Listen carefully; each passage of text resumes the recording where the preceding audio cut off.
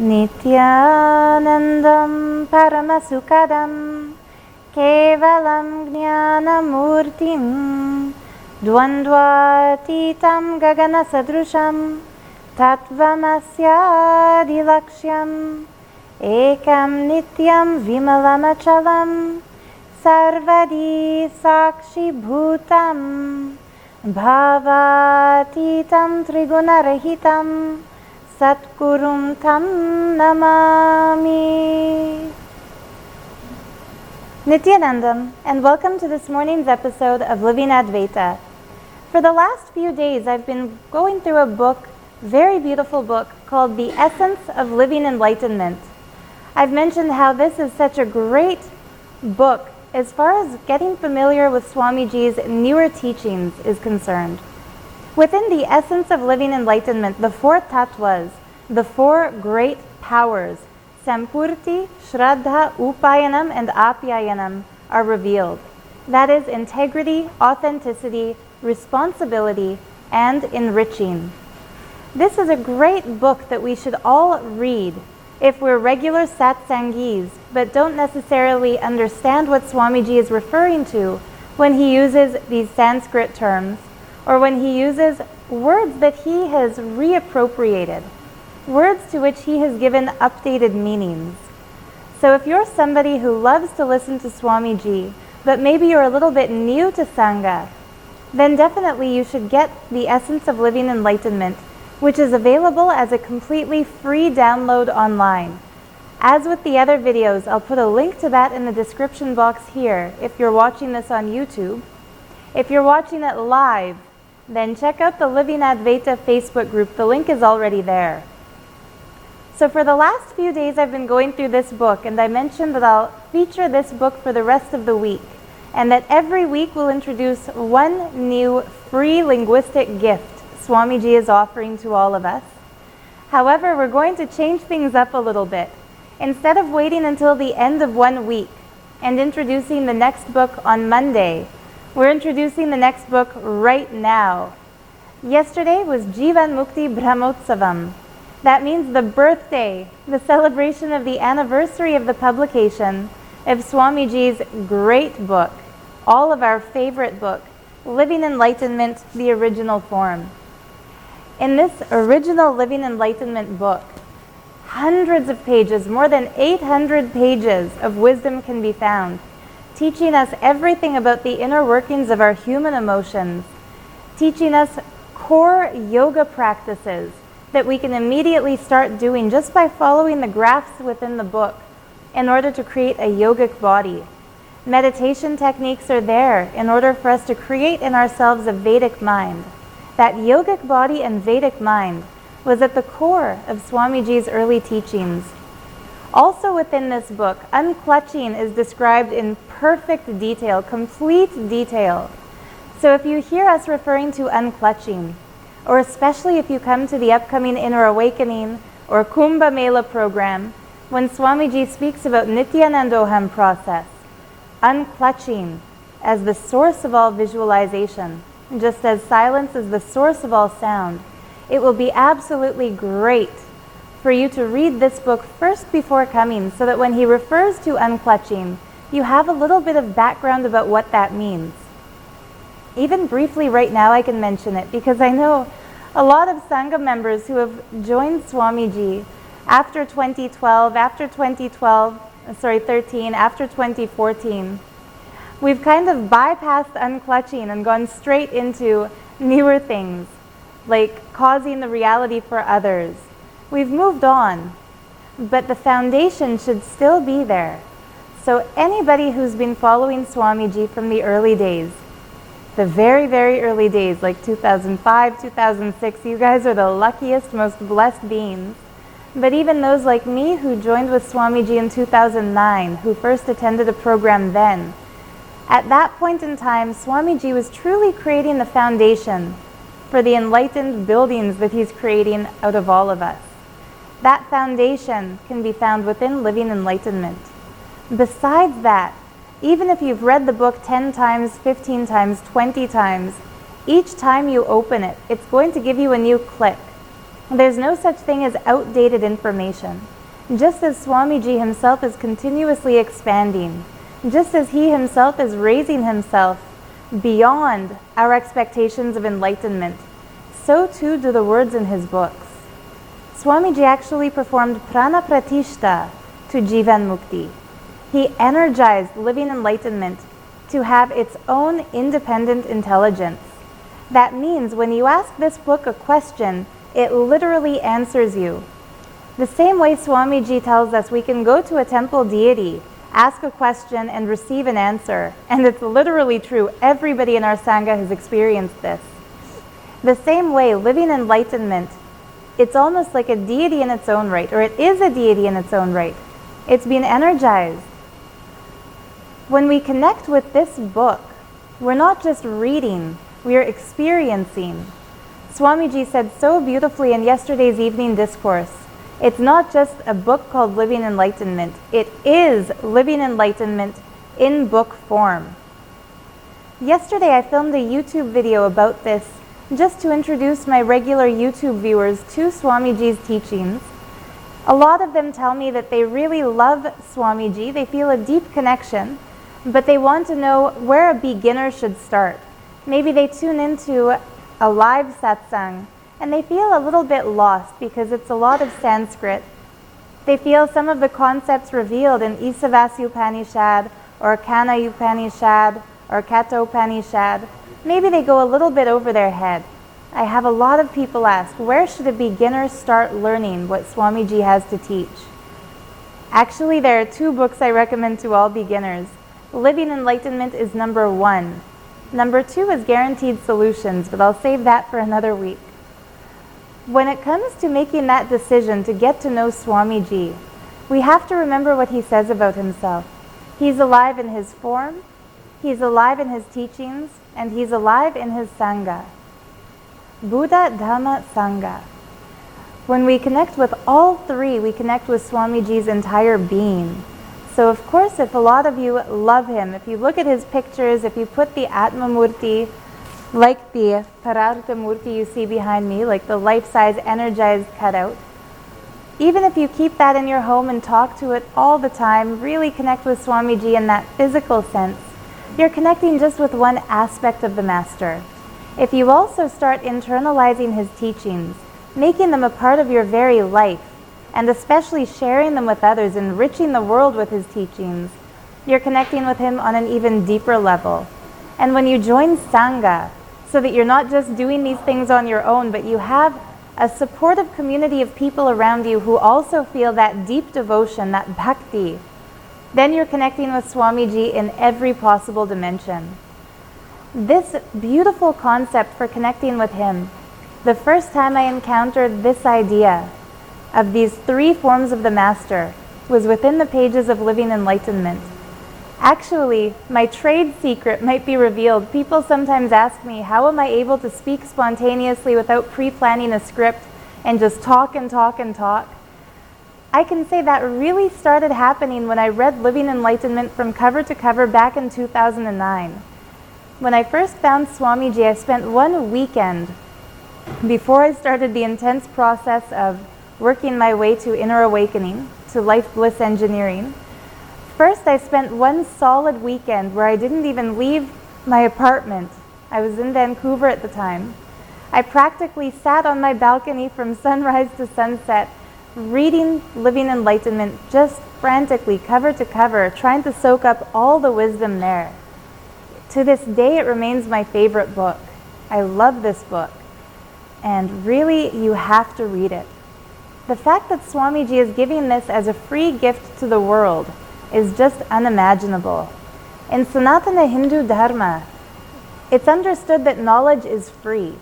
And as a reviver of Sanatana Dharma, and as a living embodiment of Vedamata, of Mahadeva, of all the divine beings, Swamiji is a Purnavatar. That means all the divine celestial beings have come together in one form.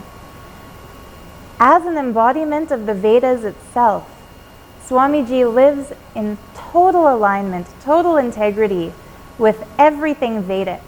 And that includes this idea that knowledge is free. For that reason, every single book he has ever released to humanity. Every single book is available as a free download online, including Jeevan Mukti, including the full version of Living Enlightenment, all 900 some pages of it. Now, in the YouTube video I made about this book yesterday, I basically shared with my YouTube viewers the same thing that I'm sharing with all of you now, that this book was Swamiji's first major publication, huge publication, and that Swamiji actually said that this book contains the essence of his teachings, everything he's ever said, everything he's wanted to say, everything he ever will say. He said we can find all of that within the covers of Living Enlightenment. That means if you do read this entire book, you're internalizing the Master himself. You're not just taking in his words, because these words have been energized with prana pratishta. They have life force energy to them. When you take in energized words, you're connecting with the being behind the words. I really highly recommend this, so don't just listen to me talk about Living Enlightenment. Read Living Enlightenment. Experience Living Enlightenment. Now, I also mentioned one very important reality about this great work. When I say that Swamiji energized Living Enlightenment, when I say he gave prana pratishta to this work, I don't just mean symbolically he blessed it to help people, or that symbolically he made some statement that this book is alive. I mean Swamiji literally performed prana pratishta. It's an ancient sacred Vedic rite that brings the cosmic frequency, the divine energy, the unique independent intelligence of the cosmos into a physical form. The reason the deities in temples are not just statues, not just beautiful symbolic representations of gods and goddesses, what makes them true living gods and goddesses is prana pratishta. Before the moment of prana pratishta, the deity is a beautiful statue. After prana pratishta, after that divine frequency has permeated and filled that statue, it becomes a deity. It's no longer just a representation. It is the very thing that it's representing. I can give an example. For all of us, we're alive and we're living. If somebody looks at the body that we're in, that person can very rightly say, this body is just a representation for the cosmic energy working through it. Maybe that's partially true, but as long as we're inside these bodies, we can feel through them. We experience through the 5 senses. We can express through them. We can communicate through them. Swamiji said beautifully about the human form, and you'll find this also in Living Enlightenment. When he realized his enlightenment at age 12, when he had that divine experience, 360-degree vision, as well as the realization of oneness with everything, he felt like his entire skin basically no longer acted as a barrier between himself and everything else around him.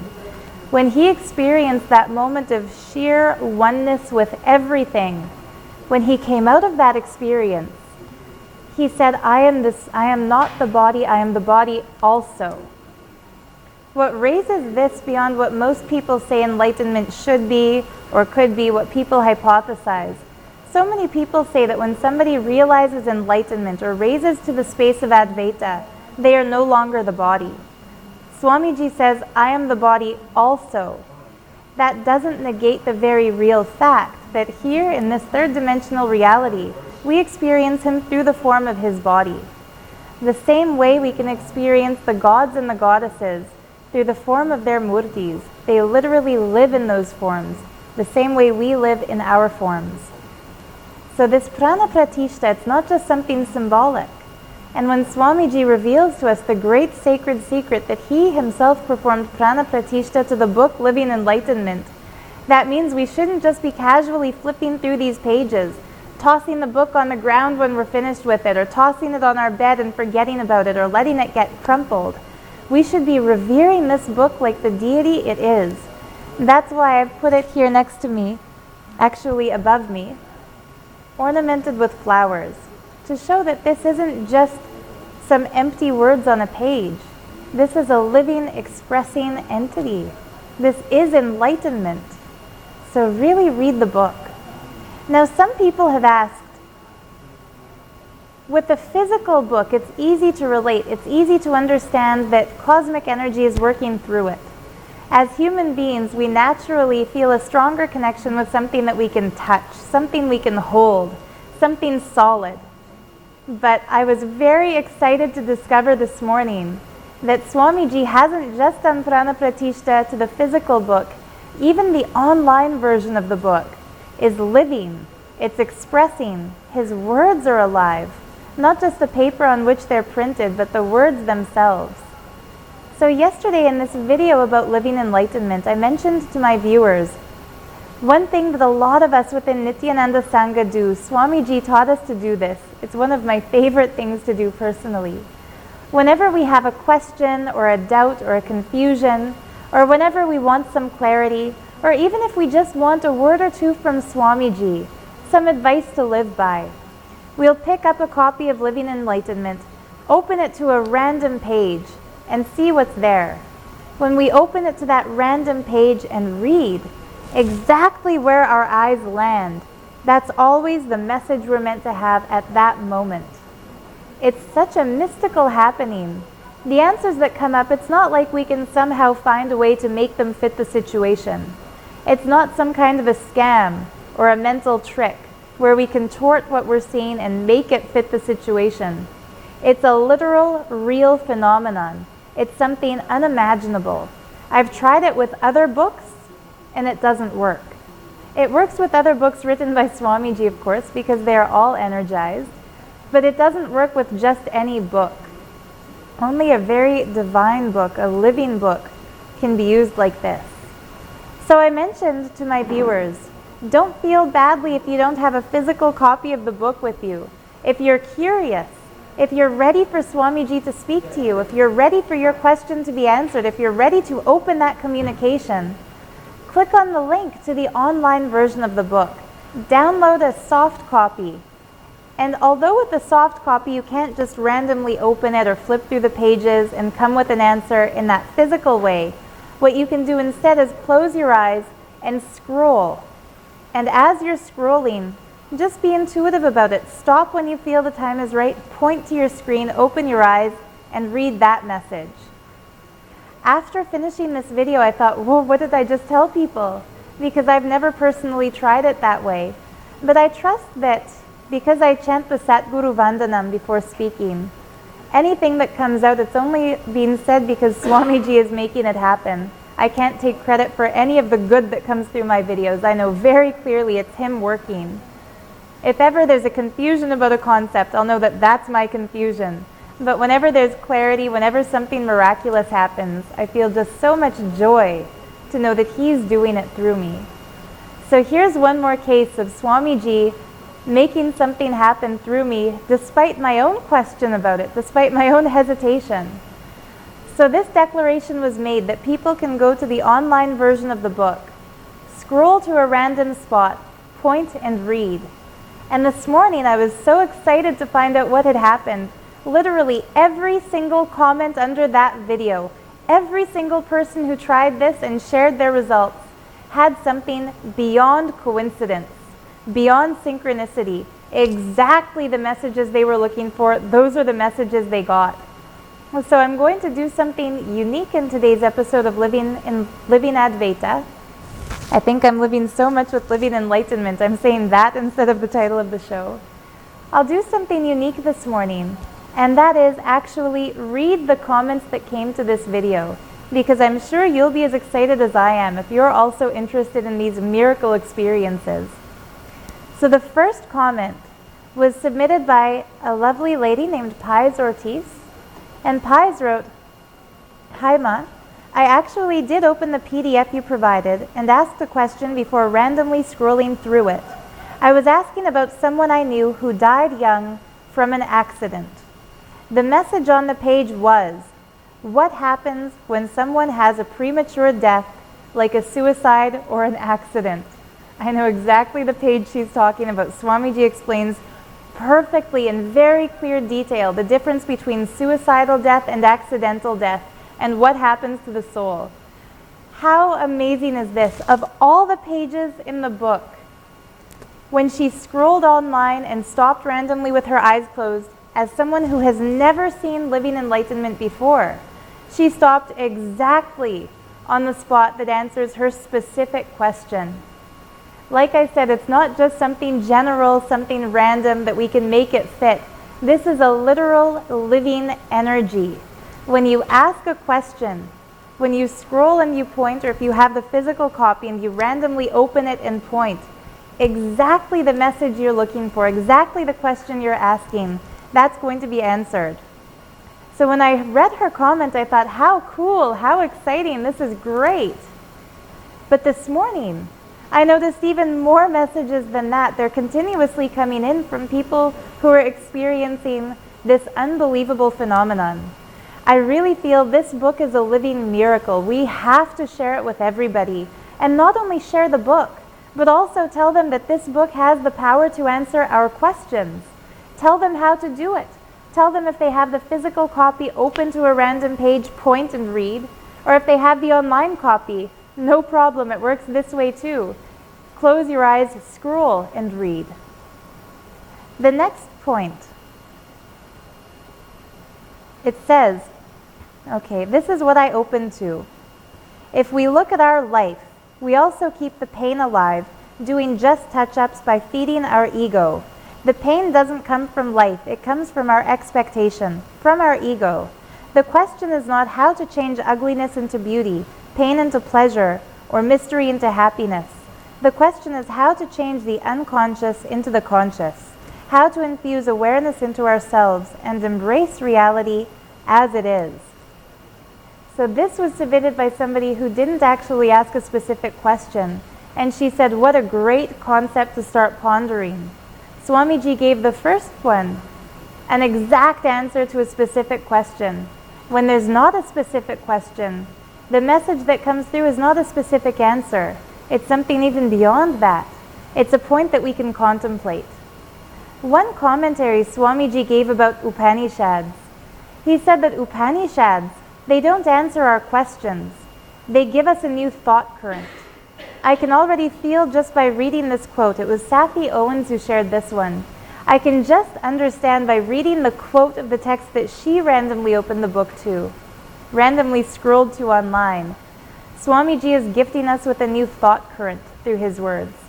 Just like reading the Upanishads can raise us into the thought current of the Upanishadic rishis, reading Living Enlightenment can raise us into the thought current of Mahadeva himself, of Swamiji himself.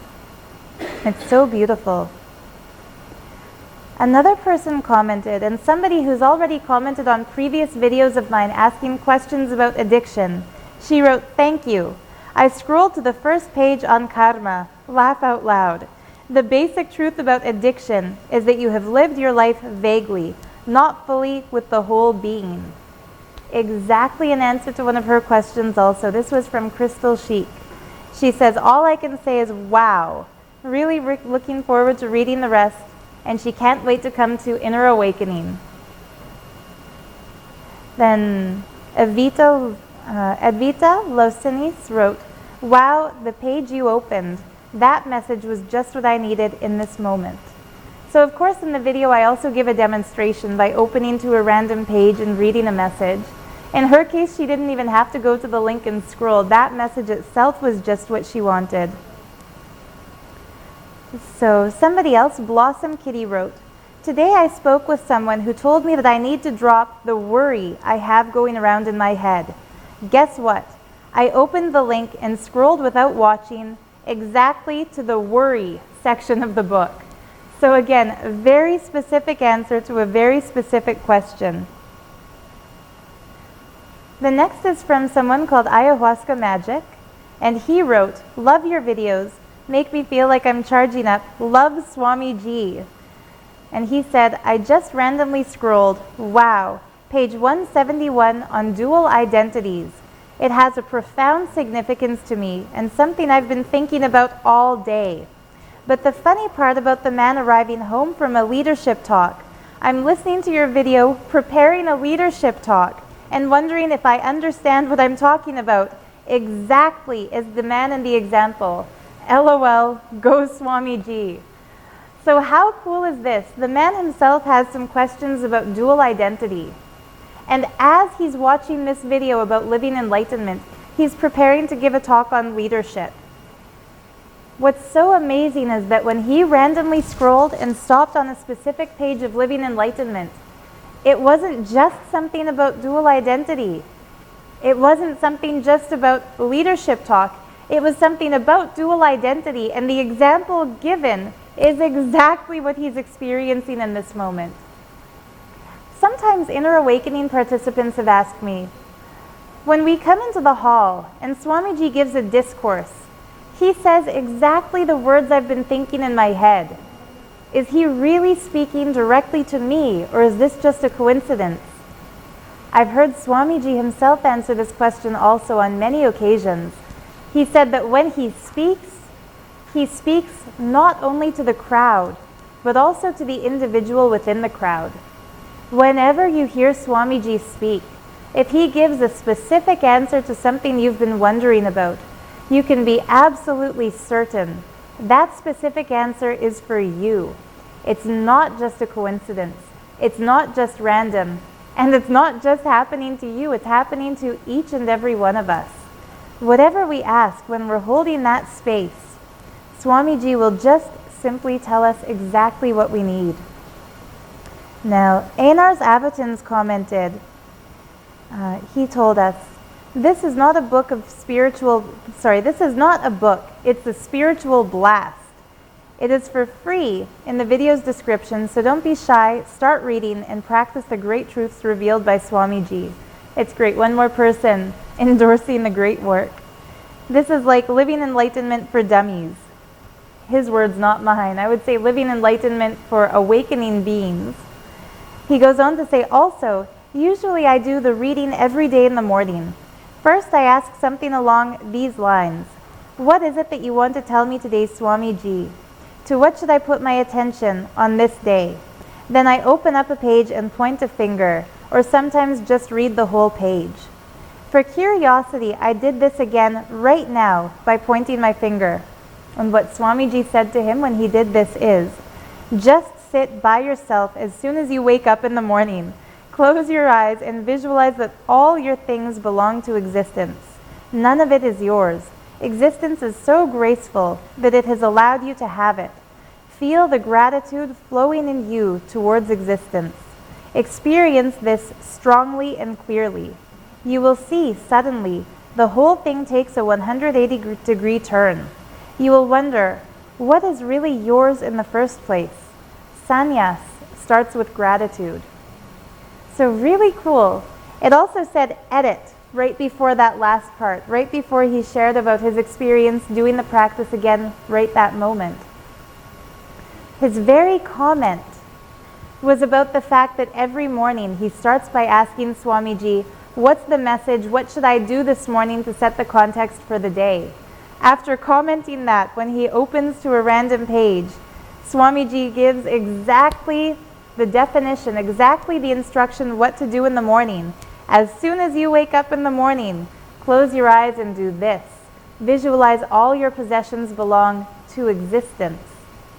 It's such a powerful technique, and it's something that can immediately take us into this state of sannyas, this pure state of non-attachment to stuff, non-attachment to material possessions. I also remember reading this passage many, many years ago when I was first toying with the idea that maybe I can take sannyas in this lifetime. And it was one of the clicks that really stuck in my mind.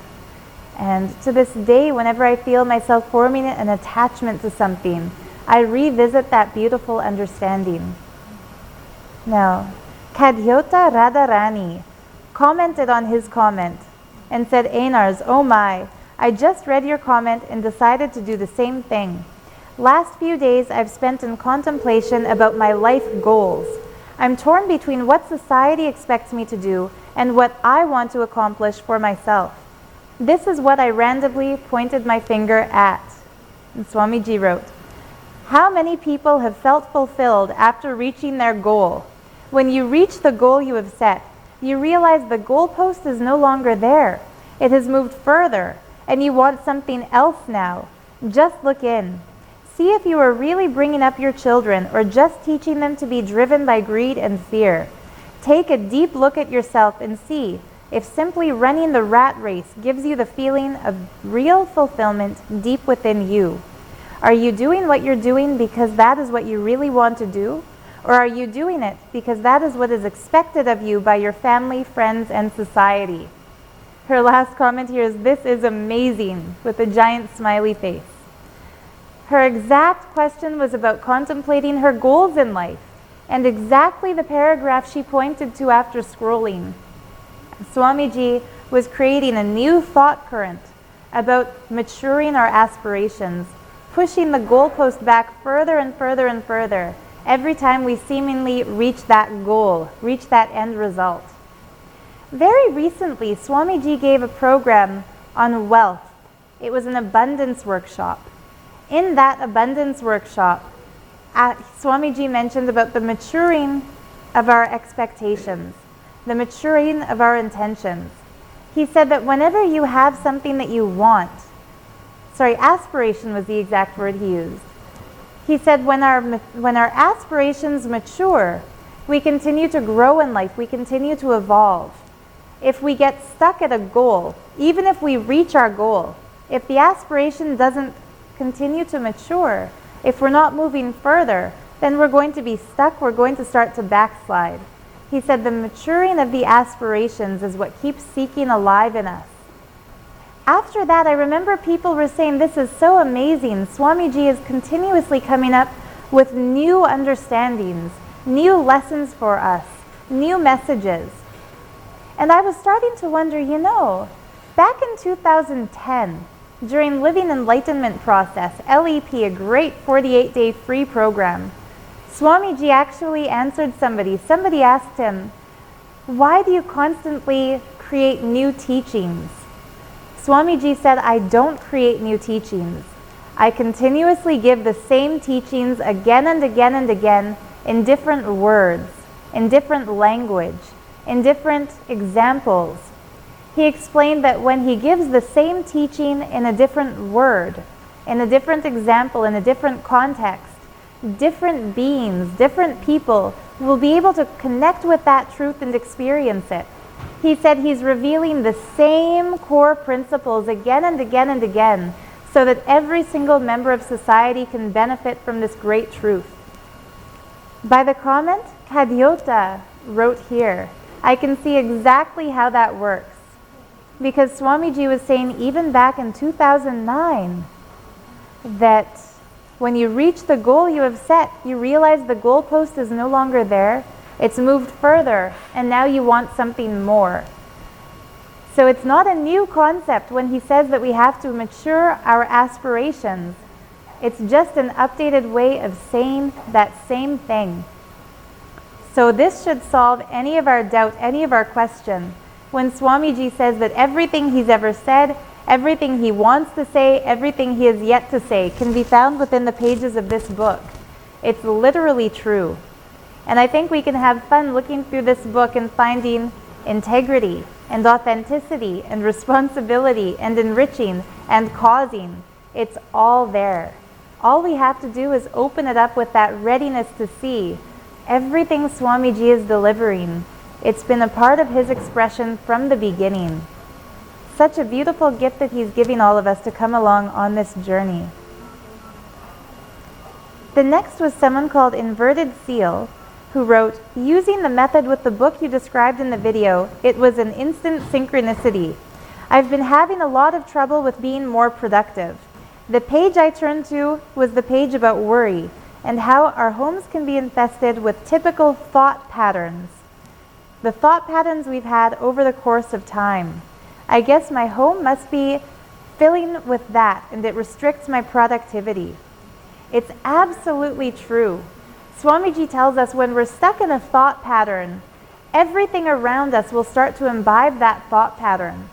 And I remember hearing him speak about this specifically 2 years ago, 2014, maybe 2013 or 2014. when he went on a tour of Tamil Nadu, stopping at devotees' homes and allowing them to perform pratyaksha pada puja to him in their home. Somebody had asked Swamiji, why are you on the road 24 hours a day? He wasn't sleeping.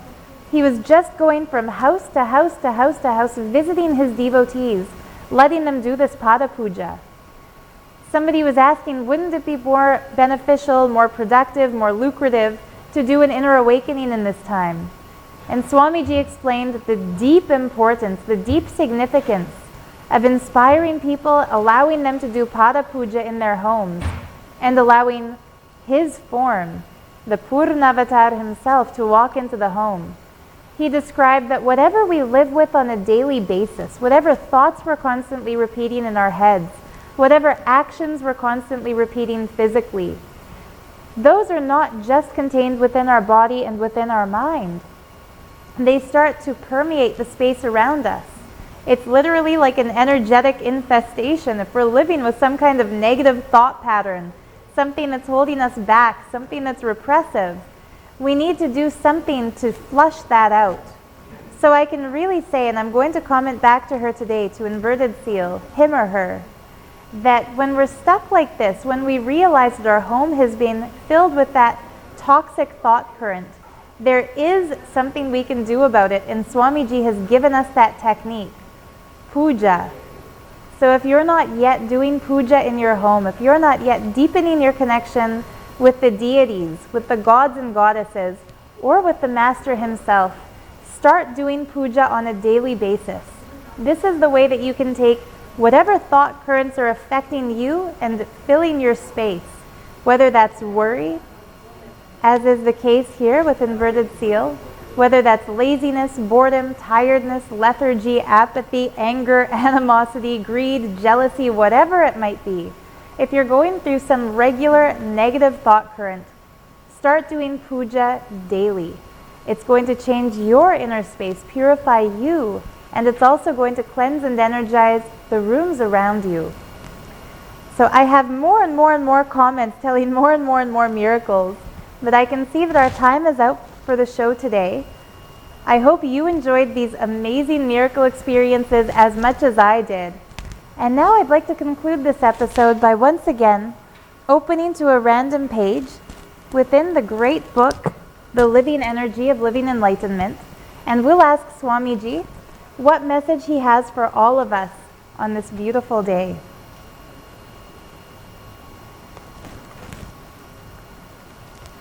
So what I've opened it to and pointed to says, the innocent energy of a child is completely behind his action. In an adult, his mind is behind the action.